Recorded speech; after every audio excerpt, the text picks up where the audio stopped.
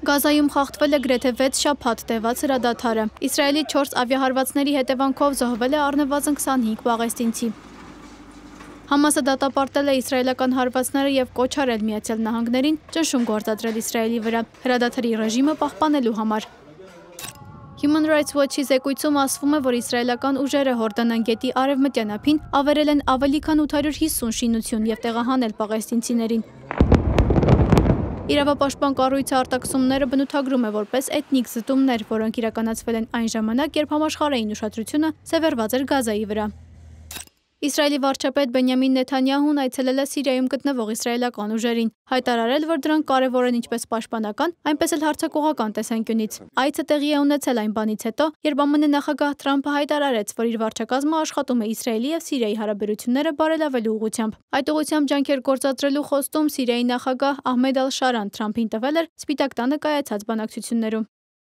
Իսրայելի զինվորականները ուժեղացրել են օդային հարվածները հարավային Լիբանանում, շարունակելով գրեթե ամենօրյա հարձակումների արշավը։ Իսրայելը հայտարարում է, որ այս գործողությունները նպատակ ունեն արգելափակել Իրանի աջակցությունը վայելող Հեզբոլլահի ռազմական վերածնունդը սահմանային գոտում։ Իսրայելը սոցիալական ցանցերում նախազգուշացումներ է տարածել 4 գյուղերում թիրախավորվելիք շենքերի մասին, ինչից հետո բնակիչները լքել են իրենց տները։ Նախորդին Սիդոն քաղաքի մոտ գտնվող պաղեստինյան փախստականների ճամբարում իսրայելական հարվածից զոհվել էր 13 մարդ։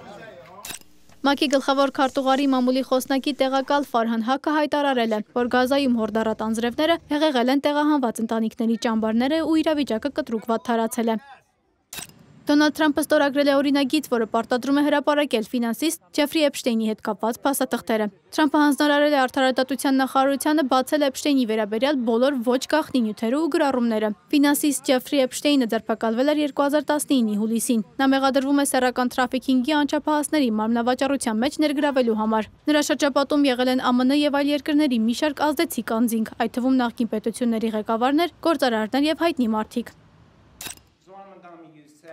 ԱՄՆ նախագահ Դոնալդ Թրամփը հաստատել է 28 կետից կազմված խաղաղության ծրագիր, որի նպատակն է դադարեցնել Ռուսաստանի ու Ուկրաինայի միջև շարունակվող պատերազմը։ Նախաձեռնությունը մշակվել է վարչակազմի մի շարք բարձրագույն ներկայացուցիչների՝ Սթիվ Վիթքոֆի, փոխնախագահ Ջի Դի Վենսի, փոխկարտուղար Մարկո Ռուբիոյի եւ Ջարեդ Քուշների մասնակցությամբ։ Ուկրաինան այս գործընթացին չի մասնակցել։ Կրեմլի խոսնակ Դմիտրի Պեսկովն էլ ասել է, որ Պուտին-Թրամփ հեռախոսազրույց է նախապատրաստվում։ Պուտինը կոչ է անում ստեղծել ռուսական արհեստական բանականություն, դրանք անվանելով Ռուսաստանի ինքնիշխանության պահպանման համար կենսական նշանակության քայլ։ Ըստ նրա, այլ երկրներում նախագծված լեզվական մեծ մոդելներից կախվածությունը Ռուսաստանի համար անընդունելի է։ Պուտինը կոչ է արել պետական հաստատություններին ու ընկերություններին ավելի շատ օգտագործել ԱԲ-ն ու նշել, որ մինչև 2030 թվականը ԱԲ տեխնոլոգիաների ներդրումը Ռուսաստանի ՀՆԱ-ում պետք է գերազանցի 11 տրիլիոն ռուբլին։